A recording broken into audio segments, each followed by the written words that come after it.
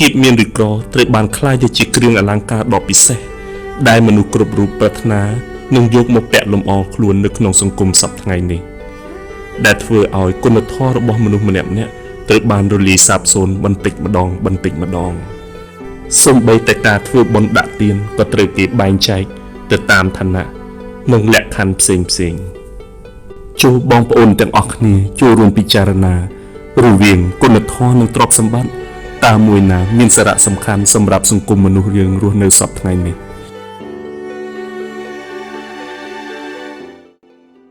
លោកពូអ្នកមីងសូមមេត្តាដាក់ទានឲ្យខ្ញុំបន្តិចបន្តួចមកខ្ញុំពិតជាត្រូវការលុយខ្លាំងណាស់ណែអូនណាអូនមើលទៅក្មេងនោះទៅទឹកមុខស្លេកស្លាំងគួរអាណិតខ្លាំងណាស់នេះតើអូនមានលុយជាប់ខ្លួនខ្លះទេយើងគួរតែចែករំលែកឲ្យនាងខ្លះទៅល្អទេអីទេបងកុំឲ្យនាងអីតែឲ្យនាងប្រកាសជាធ្លាប់ពិតជាមិនខានទេក្មេងអញ្ចឹងគួរតែទៅសាលារៀនហេតុអីក៏មិនដោយឲ្យមកសុំលុយគេអញ្ចឹងពិតមែនហើយអូននិយាយនេះពិតជាត្រឹមត្រូវនាងតើធ្វើបែបនេះពិតជាមិនល្អទេក្មេងល្អគួរតែទៅរៀនសូត្រហេតុអ្វីក្មួយក៏ដើរសុំលុយគេអញ្ចឹងមិនល្អទេណាណែក្មួយស្រីពូនឹងមិនគ្មានលុយទេក្មួយគួរតែឈប់ដើរសុំគេទៅណាក្មួយបានឮដូច្នោះហើយធីតាក៏បានសម្រេចចិត្តដើរចេញដោយភាពសោកសៅណែក្មួយស្រីឈប់សិន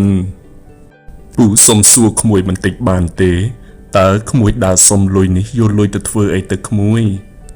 ហើយចុះឪពុកម្ដាយរបស់ក្មួយនៅទីណាចាស់លោកពូខ្ញុំដើរសុំលុយដើម្បីទិញថ្នាំឲ្យបងប្រុសខ្ញុំលេបបងប្រុសខ្ញុំឈឺជាច្រើនថ្ងៃហើយគ្មានថ្នាំលេបទេលោកពូអូអញ្ចឹងទេក្មួយចុះឪពុកម្ដាយរបស់ក្មួយនៅទីណាហើយក្មួយជាមួយប្អូនប្រុសរបស់ក្មួយនឹងស្នាក់នៅជាមួយអ្នកណាគេខ្ញុំគ្មានឪពុកម្ដាយនោះទេគឺឪពុកម្ដាយរបស់ខ្ញុំបានស្លាប់ដោយសារជំងឺអេដអស់ហើយខ្ញុំក៏គ្មានញាតិមិត្តឯណាដែរខ្ញុំនិងបងប្រុសរបស់ខ្ញុំរស់នៅកន្លែងចាក់សំរាមពធក្មួយគួរអាណិតខ្លាំងណាស់តើអាចនាំពូទៅជួបប្អូនប្រុសរបស់ក្មួយបានទេចាលោកពូសូមលោកពូមេត្តាជួយបងប្រុសរបស់ខ្ញុំផងណែអូនស្ដាប់ទៅគួរអាណិតខ្លាំងណាស់យើងគិតតាមទៅមើលបន្តិចទៅប៉ិតមានហើយបងយើងគួរទៅតាមទៅមើលបន្តិចទៅ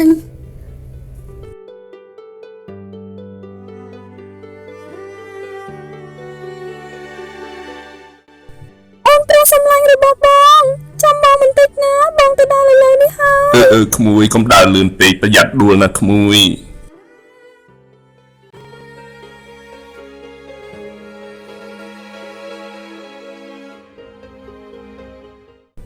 ស្លាប់ហើយក្មួយទីនេះក៏ក្រិចខ្លាំងណាស់ក្មួយស្នាក់នៅទីនេះមែនទេចាលោកពូក្មេងប្រុសនេះជាប្អូនប្រុសរបស់ក្មួយមែនទេយីមិនស្រួលទេមុខស្លេកស្លាំងខ្លាំងណាស់យើងប្រញាប់យកទៅមន្ទីរពេទ្យឥឡូវនេះឆាប់ឡើងក្មួយតោះយើង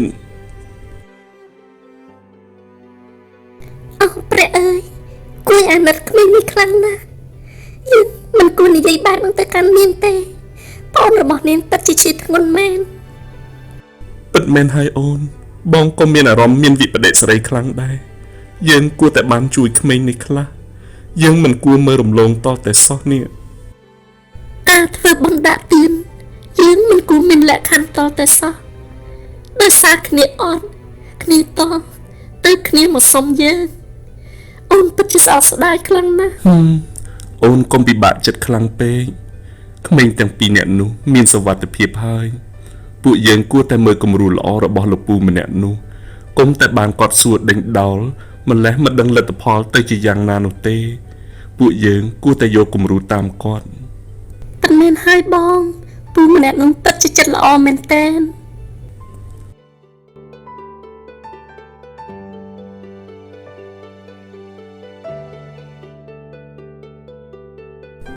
បងប្រុសតើបងប្រុសជាអាណាព្យាបាលរបស់ក្មេងប្រុសក្មេងស្រីទាំងពីរនាក់នេះមែនទេណែលោកគ្រូពេទ្យគឺខ្ញុំមិនមែនជាឪពុករបស់ក្មេងទាំងពីរនេះទេ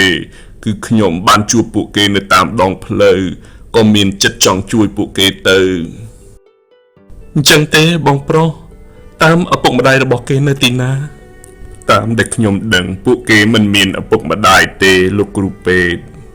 អូព្រះអើយគួរអាណិតក្មេងទាំងពីរនាក់នេះខ្លាំងណាស់និយាយអញ្ចឹងបងប្រុសប្អូនប្រុសម្នាក់នេះបានរួចផុតពីគ្រោះថ្នាក់ហើយគាត់មានជំងឺឆ្លងដោយសារបរិភោគអាហារមិនមានអនាម័យអូពិតមែនទេលោកគ្រូពេទ្យខ្ញុំពិតជាសប្បាយចិត្តខ្លាំងណាស់និយាយអញ្ចឹងចុះថ្លៃព្យាបាលនេះអស់ប៉ុន្មានទៅលោកគ្រូអាចប្រាប់ខ្ញុំផងសនុកខ្ញុំត្រៀមអូមិនអីទេបងប្រុស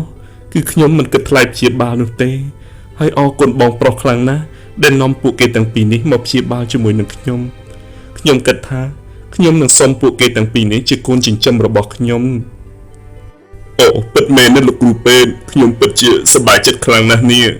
ហើយពួកគេទាំងពីរនាក់នេះពិតជាមានសំណាងហើយបានលោកគ្រូពេទ្យយកពួកគេធ្វើជាកូនចិញ្ចឹមក្មួយស្រីចូលក្មួយស្ដាប់បង្គាប់ឪពុករបស់ក្មួយណាចាប់ពីពេលនេះទៅលោកគ្រូពេទ្យគឺជាឪពុករបស់ក្មួយទាំងពីរនេះហើយមកចិត្តពូបន្តិចមកពូចង់ផ្ដែផ្ដាំលោកពូខ្ញុំអរគុណលោកពូខ្លាំងណាស់ដែលបានជួយជីវិតប្អូនប្រុសរបស់ខ្ញុំមិនដឹងមានអីសងគុណលោកពូវិញទេក្មួយស្រីដ៏សែនឆ្លាតក្មួយត្រូវតែធ្វើជាមនុស្សល្អនៅក្នុងសង្គមត្រូវមានចិត្តល្អនិងចេះជួយយកអាសារអ្នកដទៃណាក្មួយចាលោកពូក្មួយនឹងចងចាំសម្ដីលោកពូជានិច្ចល្អណាស់ក្មួយលោកគ្រូពេទ្យខ្ញុំសូមជម្រាបលាលោកគ្រូសិនហើយអញ្ជើញចុះបងប្រុសចូលមានសុវត្ថិភាពតាមផ្លូវណាបង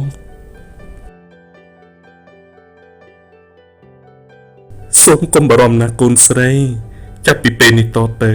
ប៉ានឹងថែរក្សាពួកឯងទាំងពីរនាក់ឲ្យល្អជាទីបំផុតចូលឯងទុកចិត្តចុះយេខ្ញុំសប្បាយចិត្តណាស់ខ្ញុំមានលោកប៉ានឹងគេហើយខ្ញុំពិតជាមានសំណាងខ្លាំងណាស់ដែលមានលោកប៉ាជាគ្រូពេទ្យដែលមានចិត្តល្អបំផុតសូមអស់លោកស្រីនាងកញ្ញារងចាំតាមលើកភាគ2តើសាច់រឿងនេះទៅជាយ៉ាងណាសូមអរគុណ